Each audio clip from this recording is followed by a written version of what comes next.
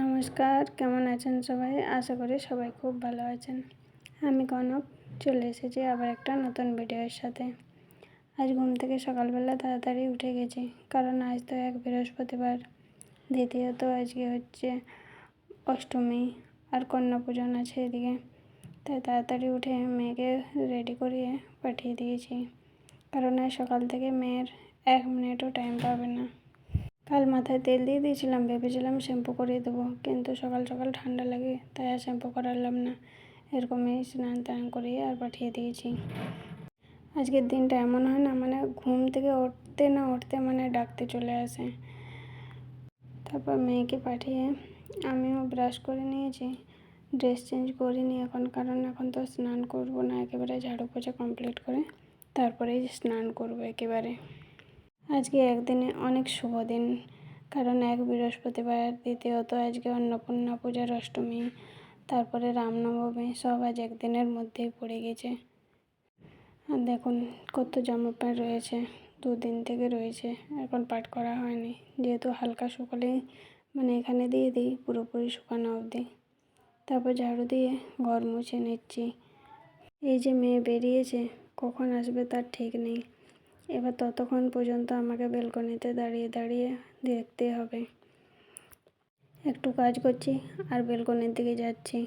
ভয় লাগে, আসল গলির মধ্যে ঘুরলে ও মানে চলে আসতে পারবে, কিন্তু অন্য গলির দিকে চলে গেলে তখন আবার অসুবিধা হয়ে যাবে। তাই একটু ঘর মুছছি, আবার গিয়ে দেখছি কার ঘরে রয়েছে। আর যেহেতু পুজোর ব্যাপার, মানে নাও বলা যায় না, পাঠাতেই হয়। তারপর স্নানও করে নিয়েছি, বেলকনিতে আমি দাঁড়িয়ে আছি। আর এই দেখুন এক এক করে যাচ্ছে, আর সেই লাইন দিয়ে নিয়ে যাওয়ার মতো এক এক করে সবাই আসছে।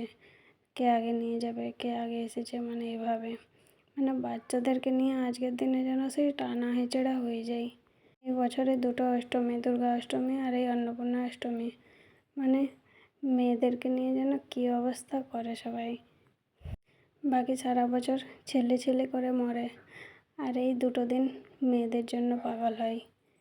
আমার তো একটাই মেয়ে, সবাই একই কথা বলে, একটাই মেয়ে, তাও আবার মেয়ে, একটা ছেলে নিচ্ছ না কেন?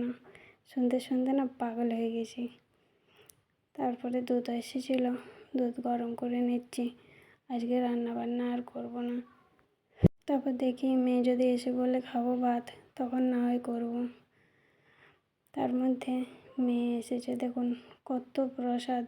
এই প্রসাদ কি দুজনে মিলে খেতে পারা যায় এত প্রসাদ? তাই আজকে আর ভাত করব না ভেবেই নিয়েছি। দেখি রাত্রেবেলাতে যদি করি, এখন তো এই খেয়েই থাকতে হবে।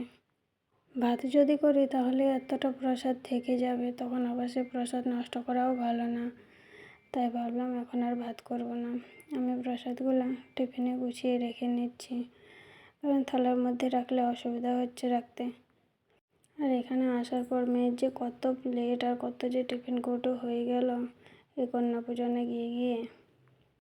আজকে 5টা এরকম প্লেট হয়েছে, আর 5টা টিফিন কৌটো হয়েছে, আর 2টো ওই থার্মোকলের প্লেট ছিল যেগুলো সে ইউজ অ্যান্ড থ্রো, সেগুলো ফেলে দিয়েছি। এর আগেবারও 3টে না 4টা, হ্যাঁ 3টা প্লেট হয়েছিল, আর 2টো মনে হয় টিফিন কৌটো, কারণ আগেবারে যেহেতু ওর বাবা ছিল তাই অত মানে পাঠাতে পারি না এদিকে ওদিকে। ওর বাবা বলে তাড়াতাড়ি নিয়ে আসো। আর এই বছর পুরো গলি ঘুরে নিয়েছে ও, অন্যদিকে যেতে দিই না, সব অন্য গলির থেকেও ডাকতে আসে, কিন্তু ভয় লাগে কোন দিকে চলে যাবে, তখন আবার সেই মেয়ে মানুষ আর আমি একা রয়েছি, কোথায় খুঁজতে যাব। তাই ওই বেলকনিতে দাঁড়িয়ে দাঁড়িয়ে শুধু নিজের গলির লোকগুলো, মানে নিজের গলিতেই পাঠিয়েছি, অন্য গলির দিকে যেতে দিইনি। এগুলো সব ধুয়ে রেখে দেবো। দেখি এত প্লেট, এগুলো ইউজও হয় না খুব একটা, কারণ এরকম প্লেটগুলো না মানে ইউজ করলে ধুতে বড় অসুবিধা লাগে, তাই এগুলো রেখেই দিই। আর মেয়ের অলরেডি আগের থেকেই 2টো এরকম প্লেট ছিল, যখন ছোটো ছিল তখনই কেনা হয়েছিল একটা, আর একটা ওর পিসিমণি দিয়েছিল। আর আমরা বাঙালি, আমরা প্লেন থালাতেই খেতে বেশি পছন্দ করি, তাই না? আর সকালবেলা স্নান করে তো জামা কাপড় কাচতে পারিনি, কারণ সেই সময় বারবার মেয়ের দিকে ধ্যান রাখতে হচ্ছিল, তাই দুপুরবেলা জামা কাপড়গুলো কেচে নিলাম। আর আমি ছাদে আসবো, মেয়ে আসবে না, তা কি হয়? তারপর ছাদ থেকে এসে এই যে জামা কাপড়গুলো ছিল সেগুলো পাট করে রেখে নেব। আর একটা হেয়ার ব্যান্ড তো রেড কালার ছিল, আর একটা হেয়ার ব্যান্ড কে যেন দিয়েছে, তাই রেড কালারের দুটো হেয়ার ব্যান্ড হয়ে গেল। আর এরকমের ওর কত যে গোছা গোছা হেয়ার ব্যান্ড আছে। যখন থেকে চশমা লেগেছে তখন থেকে তো হেয়ার ব্যান্ড খুব একটা ইউজও হয় না। আর পানিপথে আসার পর খুব একটা ফ্রক পরে না। এই যে দিন পুজো পাশা থাকে সেদিনেই একটু ফ্রকটা ইউজ হয়, বাকি তো এই প্যান্ট টি শার্টেই চলে যাই। তবু আগে স্কুল তো রোজই হেয়ার ব্যান্ড পরে যেত, কিন্তু যখন থেকে চশমা হয়েছে তখন থেকে হেয়ার ব্যান্ডের অসুবিধা হয়, তাই আর স্কুলও পরে যায় না। আর হেয়ার ব্যান্ডগুলো সব পড়ে পড়ে রয়েছে, কাউকে দিয়ে দিতে হবে। আমাদের বাড়িতে তো মেয়ে বলতে আমার মেয়ে একা, বাকি আমাদের সব ছেলে, তাই ওর জামা কাপড় ওর জিনিসপাতি সব রয়েই যায়, দেবার মতো মানে বাড়িতে কেউ নেই। তবুও অনেকগুলো একে ওকে তাকে দিয়ে অনেক জামা কাপড় দিয়ে দিয়েছি। এখন আর জামা কাপড়ও খুব একটা মানে মেয়েদের ড্রেস মানে এরকম ফ্রক ট্রক খুব একটা আর পরে না, টি শার্ট প্যান্ট পরে, তো এগুলো অতটা কাউকে দিই না। কিন্তু যখন ফ্রক স্কার্ট পরতো খুব সুন্দর সুন্দর ওর পিসিমণি কিনে দিত, সেগুলো তো অনেক দিয়ে দিয়েছি লোককে। তারপর দুপুরে কাজ করে একেবারে চলে এসেছি সন্ধ্যেতে, কারণ রাত্রে একটু ভাত করব। এক টাইম ভাত না খেলে ভালোও লাগে না। শুধু ভাত আর আলু সিদ্ধ করব, কারণ নিচের থেকে দিদি দিয়ে গেছে একটু চানা, সেই চানা দিয়েই হয়ে যাবে। কারণ সবজি করলে তখন আবার সেই সবজি নষ্ট হয়ে যাবে। আর চানাটা তো মেয়ে এরকমই পছন্দ করে, এই চানা কারি এই সবগুলো, তাই ভাবলাম আর সবজি রান্না করব না, ভাতে একটু আলু দিয়ে দেবো, আলু সিদ্ধ আর ভাত আর ওই চানা দিয়েই হয়ে যাবে। আর এরকমও চানা অনেকটাই রয়েছে, ওই যে প্রসাদে পেয়েছে সেই চানা। বিকেলের নাস্তাও একটু ওই লুচি পায়েস আছে তাই খেয়ে নেব। আর তার আগে ভাত বসিয়ে দিই, মেয়েকে ঘুম থেকে তুলতে হবে, ও শুয়েছে আজকে। কারণ গোটা গলি আজ এত ঘুরেছে, 7টার সময় বেরিয়েছে, ঘরে এসেছে 1টা 1:30টার সময়। পুরো গলি আজ ঘুরে মানে সেই বলছে পায়ে ব্যথা হয়ে গেছে, তাই ওকে ঘুম পাড়িয়ে দিয়েছি। এরকমেও স্কুল গেলেও এতটা টায়ার্ড হয়নি, তখন ঘুমাতে চায় না, কিন্তু আজ ঘুমিয়ে গেছে নিজের থেকেই। এই দেখুন চানার সবজি একটু গ্রেভি গ্রেভি করে দিয়েছি দিদি, এই দিয়েই হয়ে যাবে। বড় বাটিতে 1 বাটি দিয়ে মানে অনেকটাই দিয়েছিল, আমার আর মেয়ের হয়ে যাবে এটাতেই। আর একটু আলু সিদ্ধ করে নিয়েছি, তাহলেই হয়ে যাবে।